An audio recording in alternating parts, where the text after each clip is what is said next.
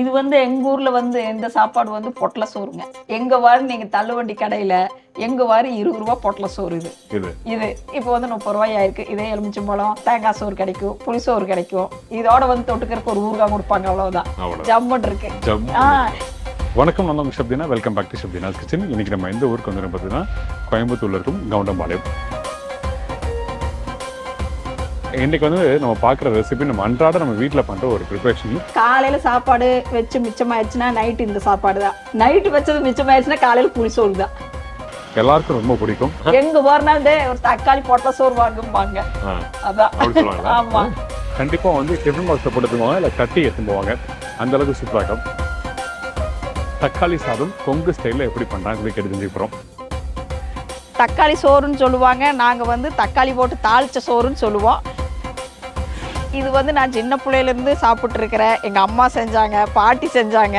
இது வந்து டக்கு டக்குன்னு செய்வேன். காலையில் நேரமெல்லாம் பள்ளிக்கூடம் போகையில் சாப்பாடு வைப்பாங்க, எடுத்து போட்டு டக்குன்னு தக்காளி போட்டு வணக்கி எடுத்து போட்டு கொடுத்துருவாங்க. மத்தியானமெல்லாம் சாப்பிடும்போது சும்மா ஜம்முன்னு இருக்கும். அதுக்கு ஒரு ஊறுகாய் தான் இருக்குது தொட்டுக்கிறதுக்கு. இவங்க என்ன பண்ணாங்கன்னா மசாலா அதிகமாக சேர்க்காம வேர்க்கடலை மட்டும் போட்டு அந்த தக்காளி எப்படி வதக்குறாங்க, அந்த மசாலா எப்படி ரெடி பண்ணுறாங்க. ஒவ்வொரு ஊரில் தக்காளி சோறு பண்ணும்போது பார்த்தீங்கன்னா குழம்பு தூள் போடுவாங்க, மிளகாய் தூள் போடுவாங்க, ஏதாவது சாம்பார் தூள் அந்த மாதிரியெல்லாம் போடுவாங்க. ஆனால் எங்கள் ஊரில் எல்லாம் பண்ணுற தக்காளி சோறு வந்து அந்த தூளெல்லாம் எதுவுமே போட மாட்டோம். சும்மா வெங்காயம், மிளகாய், கடுகு, கடலைப்பருப்பு, வரமிளகாய் போட்டு தாளித்து போடுவோம். அந்த வந்து ருசியாக இருக்கும், நல்லா கெடாமையும் இருக்குது. சாப்பாடு வந்து சாப்பிட்றதுக்கு மசால் இல்லாமல் சாப்பிட சாப்பிட இன்னும் சாப்பிட்லான்னு தான் இருக்கும். அந்த மாதிரி இருக்கும் சாப்பாடு. மனோமணி அக்கா வீட்டில் போயிட்டு இந்த கொங்கு பெல்ட்டில் பண்ணுற இந்த தக்காளி சாதத்தை பற்றி கேட்டுக்கலாம். எல்லாத்துக்கும் வணக்கங்க. எல்லாரும் எப்படி இருக்கீங்க? இன்னைக்கு வந்து தக்காளி சோறு எப்படி பண்ணுறதுன்னு பார்க்கலாம். இப்போ வந்து பார்த்தீங்கன்னா எங்கள் வீட்டில் அடிக்கடி வந்து குழந்தைகளுக்கு இந்த மாதிரி எல்லாம் காலையில் நேரம் செஞ்சு தர்றோம். அந்த அளவுக்கு ருசியாக இருக்கும். ரொம்ப சிம்பிள், ரொம்ப ஈஸி. ஆனால் சாப்பிட சாப்பிட ரொம்ப சாப்பிட்டே இருக்கலாம் அப்படி சொல்றாங்க. அது மட்டும் இல்ல, தக்காளி சாதம் சொன்ன உடனே லேடிஸ்க்கே வந்து ஏதோ ஒரு பிரச்சனை. நைட் என்ன டிஃபன் பண்றது, என்ன சட்னி பண்றது, அது பெரிய கஷ்டம். இதே ஆம்பளை என்ன தெரியுங்களா, ஒரே வார்த்தை சொல்லுவாங்க, அட காலையில வச்சு இந்த சோறு இந்த தக்காளி போட்டு தாளிச்சு வையம்பாங்க.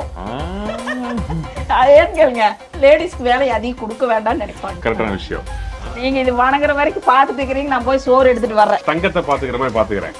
தக்காளி மசாலாவை தங்க ராக்கெட் வேகத்துல போகுதுங்களா. வாங்க போய் பார்க்கலாம் வீட்டுக்கு.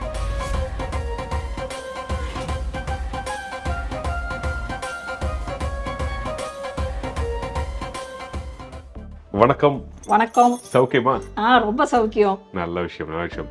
லாஸ்ட் டைம் வரும்போது எனக்கு கொஞ்சம் நல்லா கோல்டா இருந்தது. ஆனா இந்த வாட்டி உங்க வீட்டுல வந்து நல்லா ஒரு வெட்டலாம்னு வந்திருக்கேன். பண்ண ஆரம்பிச்சலாமா? பண்ணலாம். இன்னைக்கு உங்க ஊரா எங்க ஊரா இந்த வாட்டியும் போட்டி போடுறோம். சரி, எங்க மெட்ராஸ் சாப்பாடு தான் நல்லா இருக்கு நான் சொல்றேன். நீங்க என்ன சொல்றீங்க? உங்க ஊரை விட்டு தராதீங்க. எங்க கோயம்புத்தூர் சாப்பாடு தான் நல்லா இருக்கும். சரி, பார்க்கலாம். நம்ம மனோமணி அக்கா ஸ்டைல பண்ற இந்த ப்ரிப்பரேஷன் எப்படி ரெடி பண்ணி பார்க்கலாம். அதுக்கு முன்னாடி இந்த ரெசிபிக்கு தேவையான பொருட்கள் என்னன்னு சொல்லி பாத்துருங்க. தக்காளி சாப்பாடு செய்ய தேவையான பொருட்கள்: வேக வைத்த சாப்பாடு தேவையான அளவு, தக்காளி 5 நம்பர், பெரிய வெங்காயம் 3 நம்பர், வரமிளகா 4-5 நம்பர், கருவேப்பிலை 2 கொத்து, கொத்தமல்லி தழை ஒரு கைப்பிடி அளவு, வேர்க்கடலை ஒரு 4 ஸ்பூன், கடலைப்பருப்பு ஒரு 4 ஸ்பூன், கடுகு 1 ஸ்பூன், மஞ்சள் தூள் 1/2 ஸ்பூன், கல் உப்பு தேவையான அளவு, காடியா கல்லெண்ணெய் 100 மில்லி. இப்போ தேவையான பொருட்கள் சொல்லிட்டீங்க. இப்போ காடியா கல்லெண்ணெய் எடுங்க, ஊற்றலாம். நாங்கள் இங்கெல்லாம் வந்து தாளி சாப்பாடு, குழம்பு, ரசம், பொரியலுக்கு எல்லாத்துக்குமே கல்லெண்ணெய் தான். கல்லெண்ணெய். ஆமா. நம்ம கிட்ட இருக்க கடை கல்லெண்ணெய் யூஸ் பண்ணிருக்கோம். அப்புறம் இது வந்து கடுகு போடுறோம். அப்புறம் கூட வேற வேணும். அடுத்தது சீரகம். ஓகே, சீரகம் எடுத்துலாமா? எடுங்க. நாங்க ரெண்டுமே தரோம். ஒண்ணு போட்டுடலாம். கடுகு, சீரகம். போட்டோன்னு புரிஞ்சு வருது பாருங்க. கடுகு வெடிச்சிருச்சு, சீரகம் போட்டுக்கலாங்க. அடுத்தது வந்து கடலைப்பருப்புங்க. கடலைப்பருப்பு இது பண்ணாங்க. உளுத்தம் பருப்பு போடுவீங்களா? இல்லைங்க, அது பதிலா நிலக்கடலை போடுறோம். நிலக்கடலை. ஆமா, நிலக்கடலை போய் போடலாமா? அது போட்டுடலாம். இந்தாங்க வேர்க்கடலை. வறுத்த வேர்க்கடலை தான். ஆமாங்க, வறுத்த வேர்க்கடலை தான். தோலோட போடுவீங்களா? போடலாங்க, போடலாம். இது எனக்காக கொடுத்துருக்காங்க. ஆமா, சாப்பிடுங்க. இதுக்கப்புறம் இது கொஞ்சம் கலர் மாறணும். கடலை பருப்புமே. வரமிளகா போடுவோம். போடுங்க. வெங்காயம், அதுக்கு அடுத்து வரமிளகாங்க. சரி, ஓகே. இந்த இடத்துல கொஞ்சம் அடுப்பு கம்மியா வச்சுக்கணும், இல்ல கறி போயிருங்க. ஆமாங்க, கறி நிறம் மாறினா போதுங்க லைட்டா. சரி, அதான் தாளிப்பு போட்டது எல்லாமே ஸ்லோ ஃப்ளேம் வச்சு போடுங்க. கரெக்டான சூடுல போடுங்க, பொரிஞ்சு வரணும். கறியிருச்சுன்னா நல்லா இருக்காது. நல்லா இருக்கா? கண்டிப்பா. போதுமா அது? போதுங்க. போதும். அந்த கடலைப்பருப்பு வேர்க்கடலை இது எல்லாமே பாத்தீங்கன்னா இந்த பக்குவமா வந்து வறுத்து ரெடியா இருக்கு. அந்த கோல்டன் ப்ரௌன் கலர் ஸ்லோவா. இந்தாங்க வந்து வெங்காயம் போட்டுக்கலாம். ஓகே. வெங்காயம் பெருசு பெருசா கட் பண்ணி போடுவாங்கக்கா? இல்ல இது நல்லா வணக்குறோங்கல்ல. இதுல வணங்கிருங்கல்ல சின்னதா. இது எப்படி வேணாலும் போட்டுக்கலாங்க. பெருசாம் போட்டுக்கலாம், பொடியாம் போட்டுக்கலாம். சின்ன வெங்காயம் நிறைய இருந்தது, விலை கம்மியா விக்குது அப்படின்னா சின்ன வெங்காயம் கூட நிறைய போட்டுக்கலாம். என்ன காலையில நேரம் அவசரத்துக்கு சின்ன வெங்காயம் எல்லாம் நம்ம தொளிச்சிட்டு இருக்க மாட்டோங்க. பெரிய வெங்காயம் இருந்தா எடுத்து 4 அறுத்து போட்டுருவோம். அதனால பெரிய வெங்காயம் தான் டக் டக்கு வேலை ஈஸியா வேலை முடிக்கிறது. நேரத்தை பொறுத்து வேலை முடிக்கிறது. வரமிளகா போடலையா? இல்ல இது வணக்கிட்டு போடலாங்க. சரி ஓகே. நான் நினைச்ச வரமிளகா எப்பயே போட்டுருவேன். இல்ல இது கொஞ்சம் வணங்கட்டுங்க. இது வந்து பாத்தீங்கன்னா பாதி அளவு வணங்கினா போதும். அதுக்கு அடுத்து வரமிளகா, தக்காளி போட்டுதான் நல்லா மசியோடுங்க. சரி ஓகே. தக்காளி போட்ட உடனே தண்ணி எல்லாம் இருக்குங்கல்ல, அதுல தண்ணி எல்லாம் நல்லா வத்துற மாதிரி வணக்கணும். சரி. இப்போ இதுக்கப்புறம் வரமிளகா போடுறீங்களா? இதுக்கப்புறம் வரமிளகா போடலாம், கருவேப்பிலை போட்டுடலாம். ஓகே. இந்த வெங்காயத்தை போட்டு ஒரு 2 நிமிஷம் கழிச்சு வந்து காஞ்ச மிளகா போடுறோம். வந்து இதுதான் காரத்துக்கு. இது எவ்வளவு வேணுமோ போட்டுக்கலாம். ஒரு சிலருக்கு காஞ்ச மிளகா பிடிக்கல அப்படிங்கும் போது பச்சை மிளகா போட்டுக்கலாம். அது ஒரு டேஸ்டா இருக்கு பச்சை மிளகா போட்டா. நெக்ஸ்ட் கொடுங்க, கருவேப்பிலையும் போடலாம். கருவேப்பிலையும் போடலாமா? போடலாம். எல்லாம் போட்டாச்சு. இன்னும் மஞ்சள் தூள் இருக்கு, தக்காளி இருக்கு. கவனம் எங்க இருக்கு பாத்தீங்களா உங்களுக்கு? நம்ம எதனா தப்பா சொன்னா அவங்க வந்து பிடிப்பாம பாக்குறேன். நாங்க கரெக்டா தான் போடணும்னு சொல்றாங்க. இது அடிக்கடி அண்ணாடி செய்யறது எனக்கு வீட்டுல. இதுக்கு இதுன்னு தெரியுமே.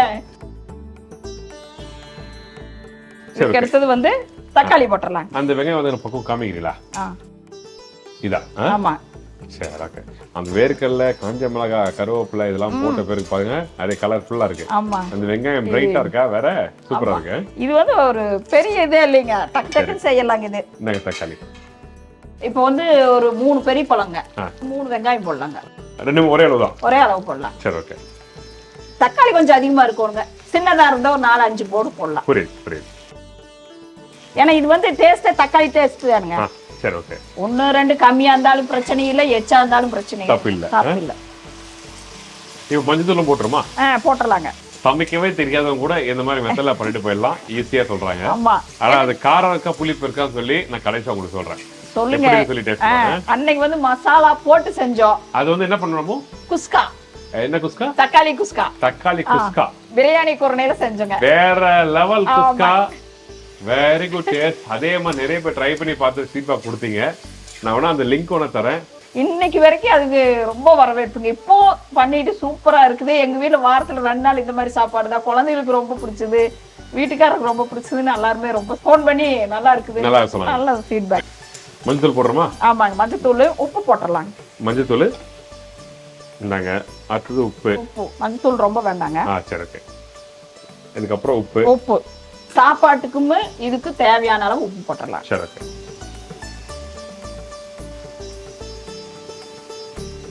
அவ்வளவுதான். கடைசியா கொத்தமல்லி அவ்வளவுதான். இது நல்லா வதக்குறோமா? ஆமா. இது நல்ல தண்ணி எல்லாம் சுண்டி தொக்கு மாதிரி ஆயிரணுங்க. சரி ஓகே.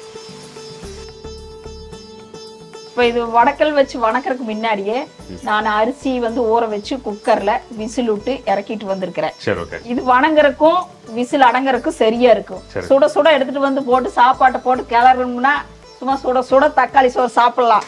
நீங்க இது வணங்குற வரைக்கும் பாத்துட்டு இருக்கிறீங்க. நான் போய் சோறு எடுத்துட்டு வர்றேன். சரி போயிட்டு வாங்க. நான் பாத்துக்கிறேன். கல்ல பாத்துக்கணுமா கிண்டணுமா? கிண்டோனே. பாக்குறது எல்லாரும் இப்படி பாப்பாங்க. கிண்டோடுங்க. அடி பிடிக்காம இருந்தாலும் சோறு நல்லா இருக்கு. சரிக்கா, நான் பாத்துக்கிறேன். நீ பத்திரமா பாத்துக்கிறேன். தங்கத்தை பாத்துக்கிற மாதிரி பாத்துக்கிறேன். தக்காளி மசாலாவை இப்போ தங்க ராக்கெட் வேகத்துல போகுதுங்களா? தங்க ராக்கெட் பாரு எங்க போயிட்டான் பாருங்க வீட்டக்கா. சரி ஓகே. நீங்க இப்ப ரைஸ் பண்ணுவீங்களா? இதை நல்லா வதக்கி விடுங்க.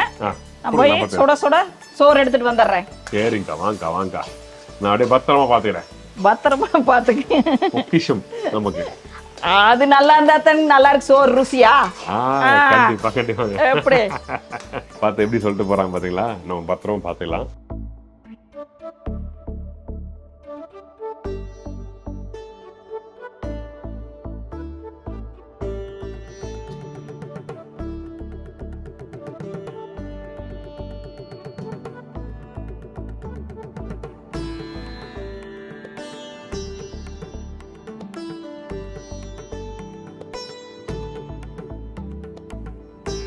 சாதம் ரெடி ஆயிடுச்சு. தக்காளி தொக்கும் ரெடி ஆயிட்டு இருக்கு. நான் விட்டு போட்டு போனேன். உங்களை அப்படியே பார்த்துக்குங்கோனே. எப்படி பக்குவமா இருக்கா இல்லையா? ஆனா ஜம்முன்னு பக்குவத்துல கரெக்டா எடுத்து வச்சிருக்கிறீங்க, தீ கம்மியா வச்சிருக்கிறீங்க. அதுதான் ஏன் குக்கிங், ஸ்லோ குக்கிங் ப்ராசஸ் தான். ஏன் நீங்க ரைஸ் வந்து குக்கர்ல நிறைய வச்சிட்டு வந்திருக்கீங்க. ஆமாங்க. Super, very good. அதான் செஃப்னா செஃப் தான். ஆமா. நம்மள விட்டு தரலாம் பாருங்க. ஸ்லோ ஃப்ளேம் குக்கிங்ல குக் பண்ணாலே அது பக்கம் வேற. ஹை ஃப்ளேம் வச்சு குக் பண்ணும்போதுனா நெருப்பு திக்கு திக்கு நெருக்கும் போது சீக்கிரம் ட்ரை ஆகும், திருப்பி தண்ணி ஊற்றணும், திருப்பி குக் பண்ணணும் அப்படி இருக்கும். ஆனால் ஸ்லோ குக்கிங்ல பண்ணும்போது அது வந்து தண்ணி ஊற்ற வேண்டியதில்லை, அந்த இருக்கிற எண்ணெயிலேயே நல்லா வதக்கேற்றலாம். ரைட்டா? ஸ்லோவா வதக்கும் போது டேஸ்டே சூப்பரா இருக்குங்க. வேற லெவல். அதுதான்.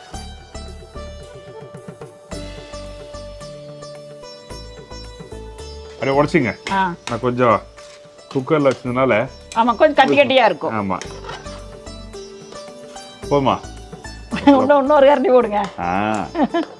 மசாலா கம்மியாடு போகுது. இல்ல இல்லைங்க, போதும்ல. போது. இப்போ இது நல்லா கிளறி விட்டு எல்லா பக்கமுமே எத்தனை சோறு இருந்தாலுமே இந்த சோத்தை அடிச்சுக்க முடியாது. அடிச்சுக்க முடியாது. சரி, நல்லா போட்டு மிக்ஸ் பண்ணிட்டீங்க. மிக்ஸ் பண்ணிட்டோம். இனி வந்து கொத்தமல்லி தலை போட்டுடலாம். இப்போ வந்து கொஞ்சம் தீயை கொஞ்சம் அதிகம் வச்சுக்கலாம், ஏன்னா சாப்பாடோட அந்த தூக்கு எல்லா பக்கமும் நல்லா கலங்குற மாதிரி. சரி, ஒரே நிமிஷம் அது போட்டு பட்டிடுறோம். ஆமா.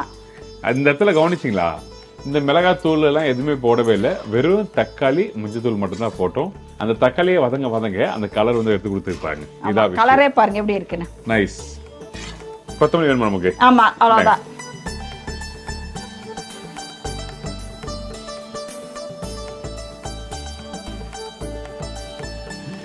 ரெடியா? சாப்பிடலாமா? ஓ, சாப்பிடலாங்க. இப்போ அடுப்பு ஆஃப் பண்ணிடலாம். அடுப்பு ஆஃப் பண்ணிடலாம். என்னங்க முடிச்சு போடுங்க. அப்படி போடு. இந்த சாப்பாடு விட்டது வேற எந்த சாப்பாடு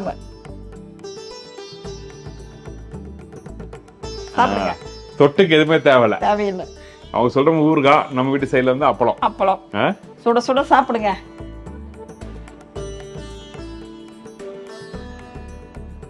காரம் இருக்கா, உப்பு இருக்கா, தக்காளி டேஸ்ட் இருக்கா, ஒரு சந்தோஷம் மனசுல.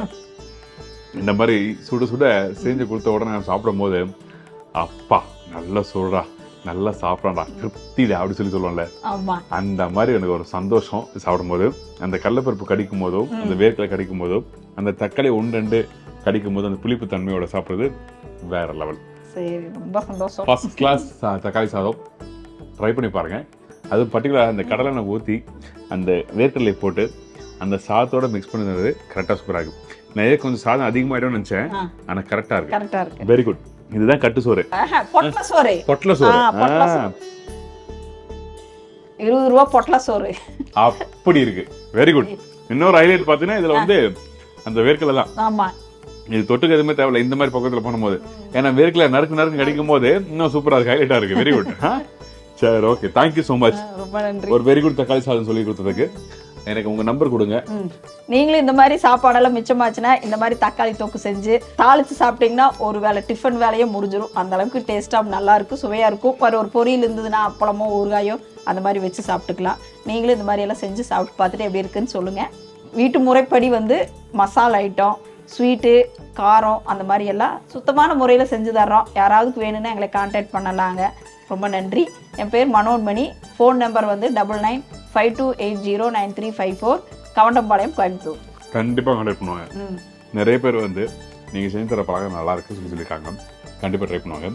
இது வரைக்கும் நம்ம செஞ்சதுலேயே வந்து எந்த ஒரு சாப்பாடு உப்பு கொஞ்சம் கூட, கார கம்மி அப்படின்னு ஒரு சின்ன விஷயம் வந்தது இல்லை. ஃபர்ஸ்ட் கிளாஸ் வந்துருக்கு. Thank you so much. இதே மாதிரி இன்னொரு ஊரில் உங்களை சந்திக்கிறேன். நன்றி, வணக்கம். See you. Bye. Take care.